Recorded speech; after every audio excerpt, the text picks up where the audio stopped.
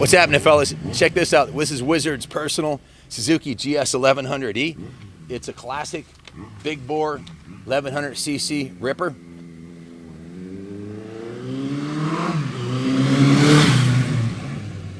He's done quite a bit of work to it. I'll go over the work order here. Again, this was his personal bike, so he did all this on his own time. This wasn't done for the shop. This was his summer bike that he was setting up, and decided he would sell it. I'll let him explain some of the details, but I'm going to go over the work order real quick here. It's got a new battery, new spark plugs, new gas cap, new fuel petcocks, brand new front and rear tires, new Renthal grips, replaced the headlamp. It's got new Superbike bars on it, new horn, carb rebuild kit.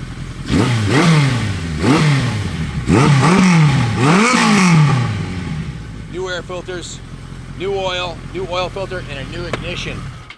That's the parts there, $700 in parts. And of course he had to remove the wheels and replace the tires, remove the bars, put the new bars on, install the grips, completely rebuilt the carburetor, set, adjusted, and cleaned the carb, installed the new jets and a new jetting kit, new plugs, changed the oil and filter, took the tank off, bicarbonate sodium blasted it, new OEM gas cap and key, a new fuel petcock, installed the new ignition key, and installed the new horn. So it runs great. There's a couple things he was going to do to finish it. First of all, replace the front fork seals and put some heavy-duty springs in there, which he didn't get around to doing, and he decided to sell it. Wiz, tell us a little bit. Yeah, have somebody else do that.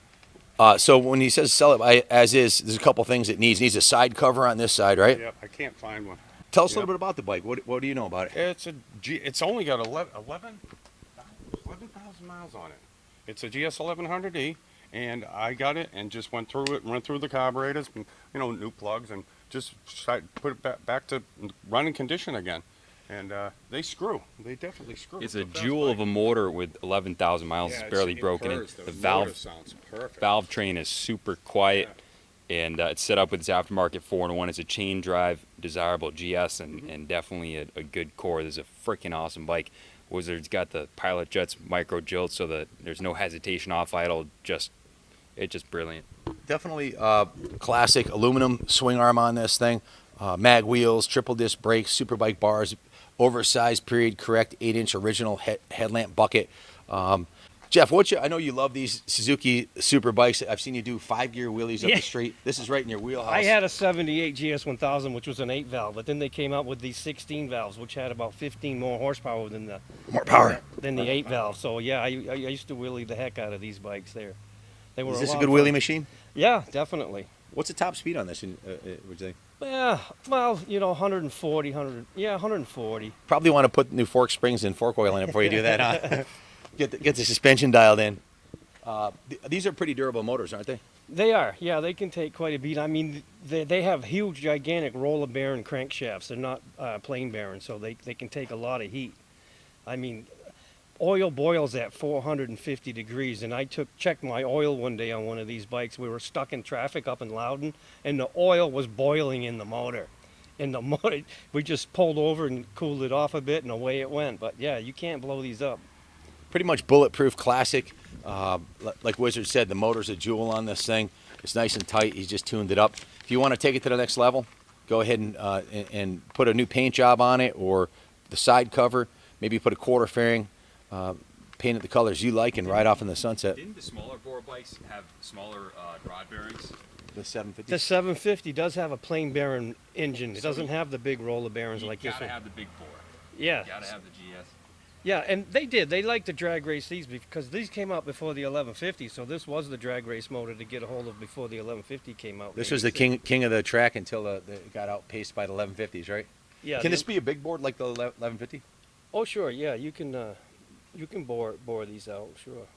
Wiz, kick-ass bike. I know you had plans of riding it this summer. What? Yeah, summer's almost over, and I need parts for my 2-strokes.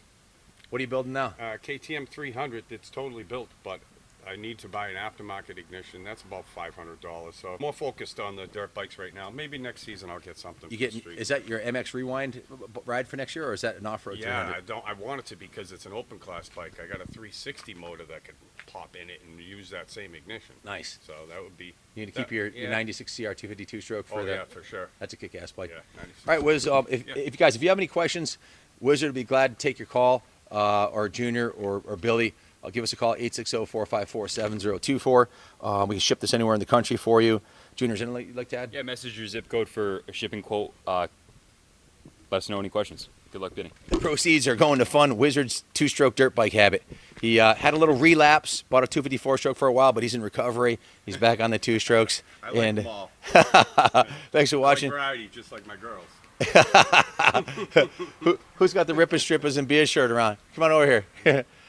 We're out of stock right now, but we're going to have a fresh limited edition run of 100 Wizard Tune shirts coming up. Wiz, what's it say on the back? Rippers, strippers, and beer. No, strippers, rippers, and beer. That's right. The Wizards. Rippers, strippers, and beers. Thanks for watching, boys and ladies. God bless America.